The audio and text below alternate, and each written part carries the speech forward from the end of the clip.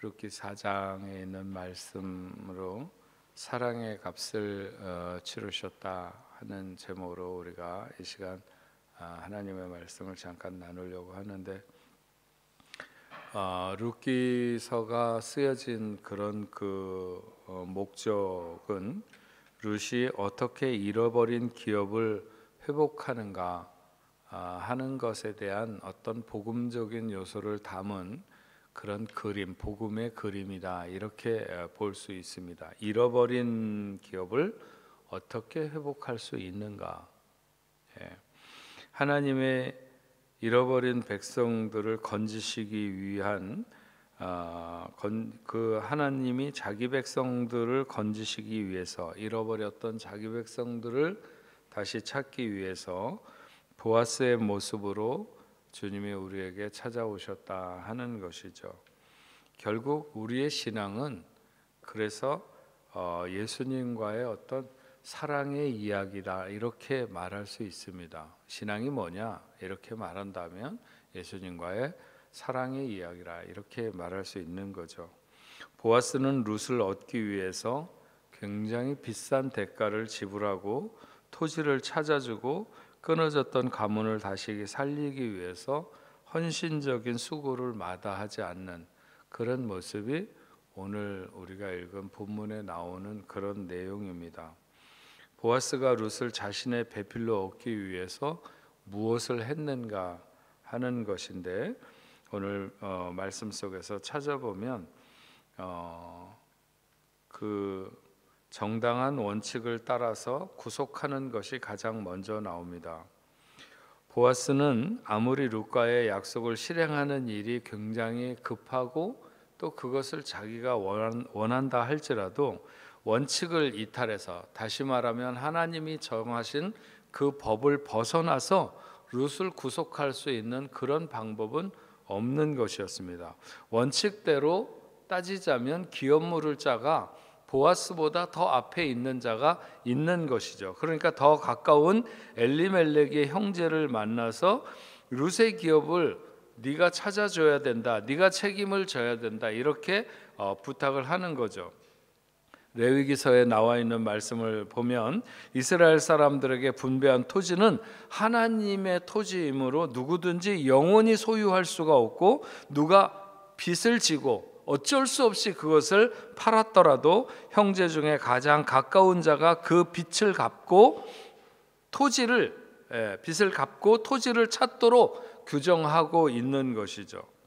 레위기 25장 24절 25절에 보면 너희 기업에 온 땅에서 그 토지 무르기를 허락할지니 만일 너희 형제가 가난하여 그 기업 얼마를 팔았으면 그 근족이 와서 동족에 판 것을 물을 것이요. 그것을 다시 이렇게 회복할 수 있도록 이렇게 했습니다. 그래서 보아스는 성문 위에, 당시에는 성문 위가 어떤 광장처럼 이렇게 돼서 거기서 보통 재판을 하고 그 성에서 일어나는 모든 문제에 대해서, 그래서 항상 그 성문 위에는 그 성에서 재판관 같이 혹은 그 성을 지도자가 나와서 있었는데, 이를테면 마을의 공적인 장소, 마을회관 비슷한 것이죠. 그곳에서 제일 가까운 엘리멜렉의 형제를 만나게 되고 성읍의 장로 10명을 불러내어서 증인으로 삼아 룻의 기업을 되찾는 문제에 대한 공식적인 절차를 이렇게 밟아가는 이런 것을 알 수 있습니다. 룻에 대한 자비한 마음이 누구보다도 깊었지만, 그런 보아스였지만 룻에 대한 권한을 취득하는 일에 우선순위를 가진 다른 형제에게 기업 무르기의 책임권을 양보하고 있는 이런 것을 알 수 있습니다. 우리가 세상을 살아가다 보면 뭐가 내 마음에 급하다거나 내가 원하는 것이 있다거나 하면 종종 이렇게 그런 우리가 따라야 되는 원칙을 무시하거나 불법이라도 내게 유익되는 것, 내가 하고 싶은 것, 이런 것을 먼저 하려고 하는 이런 욕망에 자주 노출되는 거죠. 틀림없이 이 보아스는 룻을 자기 아내로 삼고 싶은 마음이 있었어요. 그래서 이 기업 물을 자의 책임을 자기가 감당하겠다고 나섰지만, 그럼에도 불구하고 그 앞에는 더 가까운 엘리멜렉의 친척이 있기 때문에 그걸 무시하고 자기가 나설 수는 없는, 그래서 그런 것을 갖다가 그 보아스가 그런 그 정해진 법을, 하나님의 법을, 하나님의 질서를 따라서 이렇게 처리해 가는 이런 모습을 오늘 우리의 삶에도 적용해야 된다. 우리는 뭐든지 이루기만 하면 된다, 내 목적을 성취하기만 하면 된다라고 하는 것 때문에 하나님의 법을 종종 무시하거나 내 마음대로 행하려고 할 때가 많이 있습니다. 그러나 보아스는 그렇지 않았죠. 질서를 지키는 사람이었습니다. 그는 하나님이 정하신 법대로 일을 진행하며 하나님이 기뻐하시는 방법으로 일을 처리하는 거죠. 하나님이 원하시겠죠. 하나님이 그런 상황을 만들어 주시고 이끌어 주셨다면 앞에 누가 있어도 그런 것들로 잘못되지 않도록 하고 하나님께서 그 일을 이루실 것이라고 하는 하나님의 일을 처리하면서 하나님의 법대로 하는 것, 그게 굉장히 중요하죠. 그래서 어쨌든 보아스는 정당한 원칙대로 하나님의 법을 따라서 이 구속의 사역을 진행해 가는 이런 그 모습을 볼 수 있습니다. 또한 보아스는 예수님의 어떤 구속자로서의 예표를 보여주는데, 첫 번째가 근족이 되어야만이 기업 물을 자의 어떤 그 책임을 지게 되고 감당할 수 있는 자격이 생기는 거예요. 근족이어야만이. 히브리서 2장 14, 15절에 보면 자녀들은 혈육에 함께 속하였으며 그도 또한 한 모양으로 혈육에 함께 속하심은 사망으로 말미암아 사망과 세력을 잡은 자 곧 마귀를 없이 하시며 또 죽기를 무서워함으로 일생에 매여 종로로 타는 모든 자들을 놓아주려 하심이니. 왜 예수님께서 세상에 육신을 입고 오셨는가? 인간의 근족이 되기 위해서. 우리가 그 죄에 대해서 공부를 할 때도 왜 예수님께서 온전한 사람으로 오시고 온전한 하나님이셨는데, 그럼 왜 온전한 인생으로 오셔야 됐느냐? 인간의 모든 죄를 고스란히 전가받기 위해서. 그래서 하나님이 그의 아들 예수 그리스도의 형상으로 이 땅에 오실 때 완전한 인간이 되신 것은 인간의 모든 죄를 그대로 전가받기 위한 것인데, 바로 그런 것이죠. 왜 예수님께서 인간의 몸을 입으셨는가? 모든 사람이, 혈육을 가진 모든 사람이 사망으로 말미암아 죽을 수밖에 없는 그런 인간으로 오신 것은 인생이 근족이 되시기 위해서, 가까운 마치 근족에게만 기업 물을 자의 책임이 있는 것처럼 인간으로 오셔서, 그래서 주님은 사람이 되신 거예요. 오직 그분의 인성 안에서만 우리의 가까운 친족이 될 수 있고 우리를 구속하시기 위해서 값을 지불할 수 있는 자격을 갖추게 되시는 거기 때문에 오신 거라는 거죠. 보아스가 아무리 마음이 좋은 사람이라도, 아무리 괜찮은 사람이라도, 아무리 돈이 많은 사람이라도, 돈이 썩어지는 만큼 그렇게 많은 사람이라도 그가 그냥 기업 물을 자가 되는 건 아니에요. 그가 인품이 좋다고 되는 것도 아니고 그가 돈이 많다고 되는 것도 아니에요. 근족이어야만이 기업 물을 자가 되는 거죠. 그래서 예수님께서 인간의 몸을 입으시고 오신 거예요. 그 다음에 기업 물을 능력이 또한 있어야 되는 거죠. 그건 그 다음이에요. 근족인 이후에 기업 물을 능력이 있어야 돼요. 골로새서 2장 9절 10절 그 안에 신성의 모든 충만이 육체로 거하시고 너희도 그 안에 충만하여졌으니 그의 모든 정사와 권세의 머리시라. 히브리서 10장 10절에 12절 이 뜻을 쫓아 예수 그리스도의 몸을 단번에 들이심으로 말미암아 우리가 거룩함을 얻었느니라. 제사장마다 매일 서서 섬기며 자주 같은 제사를 드리되 이 제사는 언제든지 죄를 없이 하지 못하거니와 오직 그리스도는 죄를 위하여 한 영원한 제사를 드리고 하나님 우편에 앉으셨다. 이렇게 말하고 있습니다. 기업 물을 능력이 있어야 되는 거죠.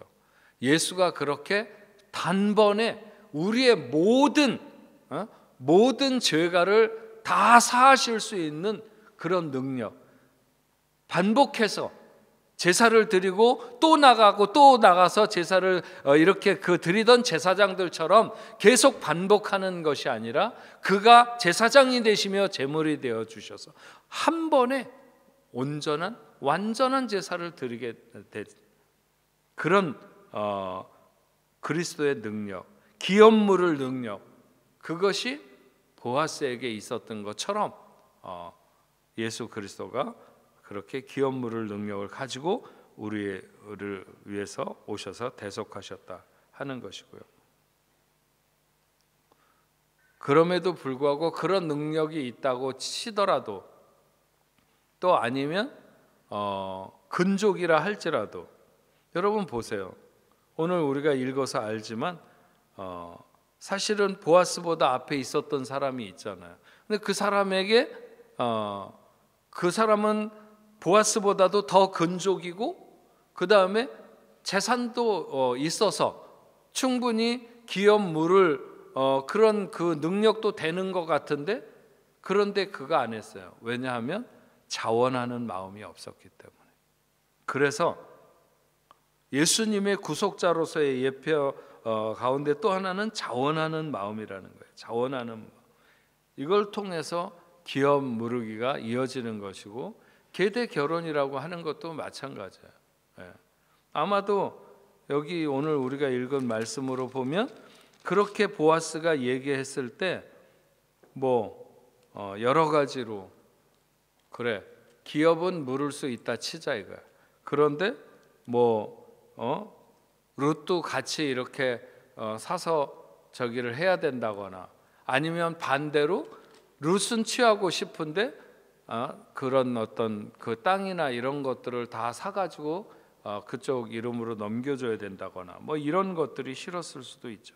어쨌든 가장 중요한 것 중에 하나는 자원하는 마음이 있어야 된다.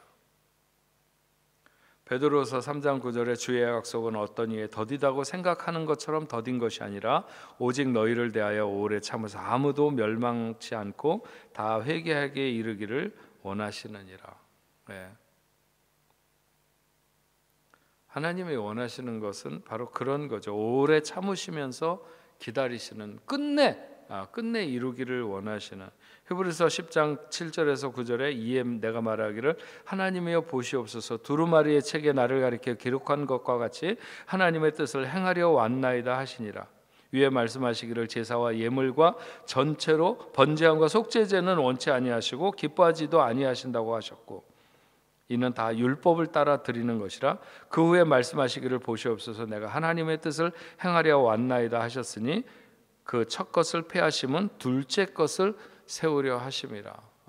그래서 예수 그리스도께서 이 땅에 오신 것은 아담으로 말미암아 무너진 것을 다시 세우고 회복하려고 하는 그런 하나님의 온전하신 뜻이 있으셨다 하는 자원하는 마음, 그런 것이 있으셨다고 하는 것입니다. 그래서 오늘 말씀에서 우리가 가장 생각하는 거, 오늘 그 제목에서 말씀했지만 사랑의 값을 치르셨다 하는 것인데, 기업물을 자가 되기 위해서 그 대가를 지불하셨다고 하는 것인데요. 주님은 우리의 모든 빚을 청산해주고 새로운 출발을 이렇게 허락하셨는데 그 값이 무엇인가 하는 것이죠. 로마서 3장 28절에 죄의 삭은 사망이라고 말했습니다. 에스겔 18장 4절에 범죄하는 영혼은 죽은 것이라고 했습니다. 하나님의 아들이 우리를 대신해서 죽으심으로 율법이 요구하는 대가를 지불하셨다고 하는 것이죠. 그거는 죄로 말미암아 영원히 죽을 수밖에 없는 우리를 그 율법의 요구를 따라서 십자가에서 그 대가를 지불하신 거죠. 그래서 에베소서 1장 7절에 우리가 그리스도 안에서 그의 피로 말미암아 구속 곧 사함을 받았다고 말씀했고, 베드로전서 1장 18절 19절에서 너희가 알거니와 너희 조상의 유전한 망령된 행실에서 구속된 것은 은이나 금같이 없어질 것으로 한 것이 아니요 오직 흠없고 점없는 어린 양 같은 그리스도의 보배로운 피로 한 것이라고 말씀하고 있습니다. 히브리서 9장 12절에는 염소와 송아지의 피로 하지 아니하고 오직 자기의 피로 영원한 속죄를 이루사 단번에 성소에 들어가셨느니라. 이 구속이 영원한 효력이 있는 것이죠. 바로 그것을, 그 대가를 지불하신 것. 그 대가가 얼마나 되는가. 오늘 이렇게 보면 우리가 읽은 것에서 나타나고 있듯이 보아스는 엘리멜렉의 땅을 잃어버린 모든 땅을, 그 기업을 사야 되는 것은 물론이거니와 룻까지 사야 했기 때문에 그 값이 적지 않았을 것입니다. 하지만 룻에 대한 사랑이 컸기 때문에 보아스는 그 값을 그렇게 치르기를 원했던 거죠. 주님이 당신의 신부인 교회를 구속하기 위해서 지불한 대가가 바로 그런 것입니다. 사랑 때문에 당신의 몸을 우리의 생명의 떡으로, 당신의 보혈을 우리의 생명의 피로 우리에게 허락하신 것입니다. 에베소서 5장 25절 27절에 보면 남편들아 아내 사랑하기를 그리스도께서 교회를 사랑하시고 위하여 자신을 주신같이 하라. 이는 곧 물로 씻어 말씀으로 깨끗하게 하사 거룩하게 하시고 자기 앞에 영광스러운 교회로 세우사 티나 주름 잡힌 것이나 이런 것이 없이 거룩하고 흠이 없게 하려 하심이라고 말씀했습니다. 그리스도는 우리를 값주고 사심으로 구속하셨고, 그래서 죄의 종, 사망의 종이 된 상태에 있었던 우리들을 자유케 하는 자로 불러내셨습니다. 우리는 우리의 정당한 권리를 누려야 되는 거죠. 요한복음 15장 7절에 말씀하고 있는 대로 저가 내 안에 내가 저 안에 너희가 내 안에 거하고 내 말이 너희 안에 거하면 무엇이든지 원하는 대로 구하라 그리하면 이루리라.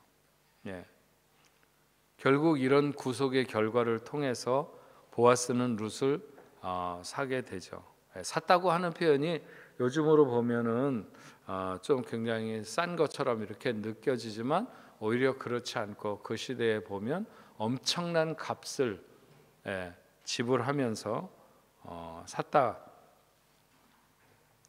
그것은 그녀를 사랑하는 사랑의 표시였고, 그렇기 때문에 그만큼의 대가를 지불했다고 하는 것이죠. 룻은 자기를 종으로서 대우하지 않고 있는 것을, 보아스가 자신을 종으로 대우하지 않고 있는 것을 알았어요. 보아스는 자신의 재산으로 유업을 되찾기 때문에 그 두 여인 룻과 나오미의 미래는 보장되었다. 이렇게 볼 수 있는 거죠. 그들은 그가 돌보아 줄 것을 분명히 알았습니다. 그래서 오늘 룻기 4장에 이르면 여러 가지 놀라운 변화들이 일어나게 되는 것을 보는 거죠. 그래서 룻은 굉장히 외로울 수 있는 이런 그 여인이었는데 굉장히 사랑이 풍성한 곳으로 그가 옮겨지게 되고, 굉장히 그 정말 수고하지 않으면 쌀 한 톨도 입에 넘길 수 없는 그런 그 수고로운 삶에서 굉장히 큰 안식으로 이렇게 옮겨지게 되고, 수치에서 영광으로, 두려움에서 인정으로, 절망에서 소망으로 변화되는 이런 놀라운 역사들이 이 룻에게 일어나게 되는 것이죠. 이 모든 것이 가능했던 것은 누군가 그를 위해서 값을 치루었다고 하는 것인데, 그것은 바로 보아스가 룻을 위해서 사랑의 값을 치른 것이죠. 그 값이 얼마나 되는지에 대해서는 우리가 다 알 수 없지만 그리스도가 우리를 구속하신 값에 비추어 보면 역으로, 그러면 보아스가 룻을 위해서 치른 값이 굉장할 거라고 하는 것을, 한 가문의 기업의 모든 것을 다 책임지는 그런 값을 치르셨다는 거죠. 여러분, 우리가 비록 거저받은 것이라 할지라도 그것은 결코 값싼 싸구려가 아니라고 하는 것이죠. 여러분들이 구속받기 위해서, 구원받기 위해서 여러분들이 무슨 헌금을 했기 때문에, 아니면 내가 뭔가를 헌신했기 때문에 그런 것으로 우리에게 주어진 구속이 아닙니다. 정말 우리는 그냥 받은 것이죠. 그냥 그분이 우리에게 다가오셔서 우리의 마음을 여시고 우리에게 은혜를 부으시고 하나님의 백성 삼으시고, 그런 커다란 은혜가 있었기 때문에 오늘 우리가 주의 자녀가 되었는데, 그것이 결코 값싼 것은 아니다. 우리의 죄사함은 엄청난 대가를 지불하신 주님의 은혜에 근거한다. 그래서 보통 고린도후서 13장 13절에 주 예수 그리스도의 은혜와 하나님의 사랑과 성령의 교통하심이 너희 무려 함께 있을지어다 하는데, 거기에 주 예수 그리스도의 은혜와, 그 은혜가 어떤 은혜냐, 자기가 십자가에 달려서 물과 피를 다 쏟으시며 자기를 내어주신 그 대가를 치르신 사람, 그 대가를 치른 그분이 말씀하시는 정말 엄청난 그 대가, 그 은혜에 근거하는 거죠. 우리는 세상 죄를 지는 것과 그분의 아버지로부터 분리되는 것이 얼마나 고통스러운 일인지, 우리의 세상 죄를 지시는 주님이 세상 죄를 지시는 것과, 얼마 전에 며칠 전에 그 유대인을 한 명 만나고 같이 차를 타고 가는데, 그 친구가 뭐 이렇게 얘기하다가 내가 목사라고 그러니까 자기 유대인이라고 뭐 이렇게 얘기를 하면서 뭐 엘리 엘리 라마 사박다니, 그 하나님이 어찌하여 나를 버리시나이까, 이거를 이제 뭐 얘기를 하더라고요. 근데 정말로 세상 죄를 지는 것과 하나님 아버지로부터 분리되는, 모른 척 아버지가 외면하는, 십자가에 달려서 그렇게 고통 가운데에서 있는 아들을 외면하는 아버지, 그 고통이 얼마나 큰 것인지에 대해서 우리가 감히 과소평가할 수 없다고 하는 것이죠. 주님이 우리를 위해서 치르신 그 대가가 얼마나 큰가 하는 것. 그래서 우리는 보다 더 주 안에서 풍성하고 행복하게 살아야 될 어떤 권리와 책임이 있다. 그렇게 하나님이 우리에게 사랑을 쏟아 부으시고 그렇게 은혜를 우리에게 넘치게 하시는데도 불구하고 늘상 그냥 완전히 죽지 못해서 살아가는 사람들처럼 사는 것은 너무 안타까운 일이다. 제가 뭐 예전에 한국에 가서 한번 이 금요 철야기도회 할 때 막 그 누군가 한 명 자식이 죽어가는 자식 때문에 너무 고통스러워하면서 이렇게 나와 있는 가족들을 보면서 그런 얘기를 했어요. 나도 살아오면서 인생에 정말 수없이 안타까운 순간도 많았지만, 그러나 우리가 한번 하나님 앞에 기도하고 맡겼으면 더 이상 우리가 그렇게 거기에 짓눌려 있지 말고, 하나님의 말씀을 들을 때 슬픈 표정으로 듣는 것은 그건 너무 죄송한 일이다. 하나님 앞에, 전능하신 하나님 앞에 우리가 슬픈 표정으로 하나님의 말씀을 듣는 건 그건 죄송한 일이다. 그러니까 우리가 기쁨으로 하나님의 말씀을 듣자. 우리 여러분, 저와 여러분들은 모두 하나님의 그 크고 놀라운 대가로 구속함을 입었는데도 불구하고 여전히 세상을 살아갈 때 정말 그 죽지 못해서 그냥 살아가는 것처럼 그렇게 슬픈 표정으로 세상 다 산 사람처럼 이렇게 살아가는 것은 과연 우리가 하나님의 자녀가 맞는가? 하나님의 구속을 입은, 하나님의 사랑을 받은 그런 사람들이 맞는가 하는 것이죠. 그것보다는 오히려 풍성하고 행복하게 잘 살아야 될 권리와 책임이 우리에게 있는 사람들이다. 이런 걸 분명히 기억하면 좋겠어요.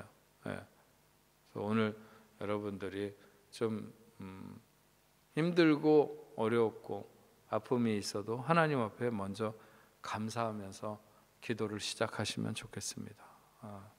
나를 이렇게 내가 무엇이간데 주께서 나를 생각하시며, 내가 무엇이간데 주께서 나를 생각하시며 이렇게 영화롭게, 이렇게 정말 하나님의 사랑을 따뜻하게 누리면서 살아갈 수 있도록 부르셨는가, 이런 것을 감사하면서 우리가 기도해야 되지 않는가, 이렇게 생각이 듭니다. 그래서 여러분 누구든지 간에 하나님 앞에 선 모든 사람들을 위해서 하나님이 그 사랑의 값을 치르셨다. 자기의 목숨을 내놓는. 그러니까 우리가 그리스도 안에서 발견해야 되는 내가 어떤 사람인가라고 하는 것, 다른 것은 모르지만 하나님의, 주님의 그 자신을 버리신 대속의 사랑이 우리에게 부어졌다는 사실을 분명히 기억하는, 나를 위해 그 값을 치르셨다고 하는 것을 믿는다면 우리가 그렇게 세상을 낙심한 채로 살아갈 수는 없다는 거죠. 그래서 다시 한번 나를 위해 그 놀라운 값을 치르신 주님의 사랑을 기억하면서 대속의 은혜를 기억하고 살아가는 저와 여러분들이 될 수 있기를 바랍니다.